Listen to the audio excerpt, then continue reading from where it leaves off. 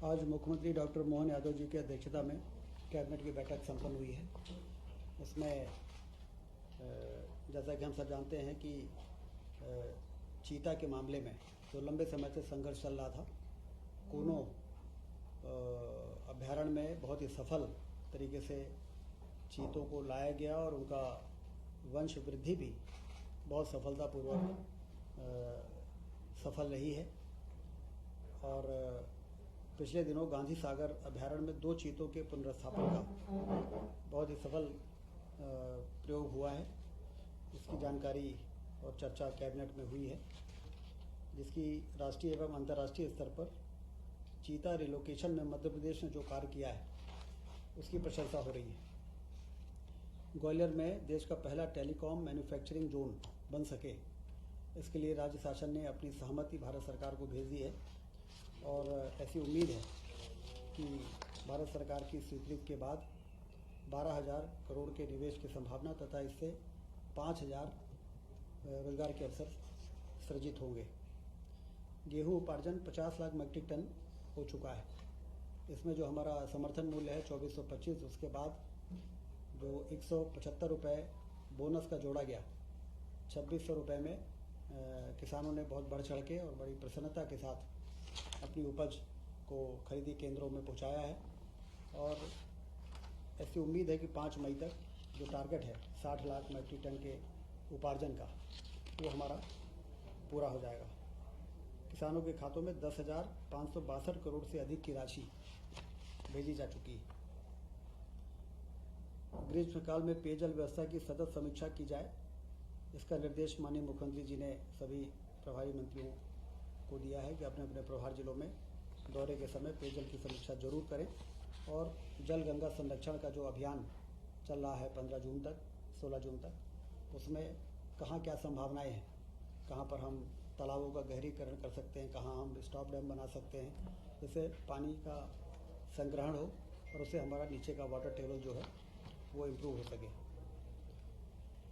27 अप्रैल को इंदौर में MP take conclave Indore में आयोजित होने जा रही है, ब्रिलियंट कन्वेंशन सेंटर में, जिसमें 500 से अधिक टेक्नोलॉजी कंपनी की सहभागिता होगी। IT के सेक्टर में ग्लोबल इन्वेस्टर समिट के बाद IT सेक्टर में काम करने वाली जो कंपनीज़ हैं वो किस तरह से मध्य प्रदेश में अपना निवेश ज़्यादा से ज़्यादा बढ़ाएं, उस दृष्टि से यह जो कॉन्क्लेव होगा ये बहुत ही मील का पत्थर साबित होगा। कैबिनेट ने पोप फ्रांसिस के देहांत पर भी 22 से 24 अप्रैल तक 2 दिन का प्रदेश में राजकीय शोक रहेगा, उसका निर्णय लिया है। ट्रांसफ़र पॉलिसी अगली मंत्रिपरिषद में जो 1 मई से 31 मई तक प्रभावी रहेगी, लाने का भी निर्णय मुख्यमंत्री जी ने निर्देश दिए। टाइगर रिजर्व के बफर जोनों में आमतौर पर देखा जाता है कि टाइगर और मनुष्य के बीच में मुठभेड़ के कारण दुर्घटनाएं होती हैं। तो बफर जोन में कुछ विकास के ऐसे कार्य जिससे कि इसको रोका जा सके, 145 करोड़ की सीमा तक विभिन्न प्रकार के कार्य किए जाएंगे। मध्य प्रदेश के 9 टाइगर रिजर्व से लगे बफर क्षेत्रों में 4 वर्षों में टाइगर की संख्या 526 से बढ़कर 785 हो गई है। तो स्वाभाविक है कि अगल बगल के गांव में टाइगर और मनुष्य के मुठभेड़ और जो हमारे हर्बी बोरर्स हैं, गाय हैं, और इनमें भी हमला हो जाता है। संवेदनशील वन क्षेत्रों में चेन लिंक फेंसिंग की जाना आवश्यक है। इसके लिए एक नवीन योजना की नितांत आवश्यकता है। इसको ध्यान में रखते हुए 25, 26 और 27, 28 3 वर्षों में 145 करोड़ रुपए खर्च किए जाएंगे।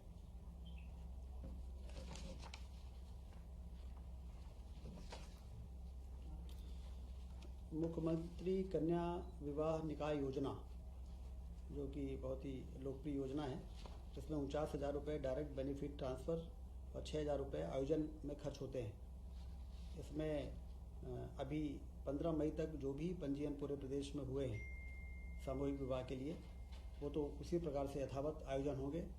और भविष्य में अब इसमें कुछ संशोधन करते हुए ये निर्णय लिया है कि कम से कम 11 और अधिकतम 200 जोड़ों का ही एक स्थान पर विवाह होगा, जिससे कि व्यवस्था ज़्यादा बेहतर हो सके और ज़्यादा ठीक प्रकार से जो वर और वधू के परिवार और परिजन इकट्ठे होकर जैसा एक व्यवस्थित तरीके से उनके विवाह के आयोजन हो। संख्या बढ़ सकती है, किसी ज़िले में जितने विकास खंड हैं हर विकास खंडों में अलग अलग उसको डिस्ट्रीब्यूट करने का फैसला हुआ है। एक ही जगह 1000-2000 जो शादियां होती हैं उसमें एक मेला जैसा हो जाता है और लोग शादी का उतना आनंद नहीं ले पाते हैं। तो उस दृष्टि से मैक्सिमम 200 और न्यूनतम 11 जोड़े भी यदि हैं तो भी सामूहिक विवाह के लिए वो एलिजिबल हो जाएंगे और उनको जो राहत राशि, सहायता राशि 49,000 रुपये वो उनको प्राप्त हो सकेगी। इस प्रकार से आज ये कैबिनेट की बैठक में इन सभी महत्वपूर्ण विषयों पर चर्चा हुई है। धन्यवाद।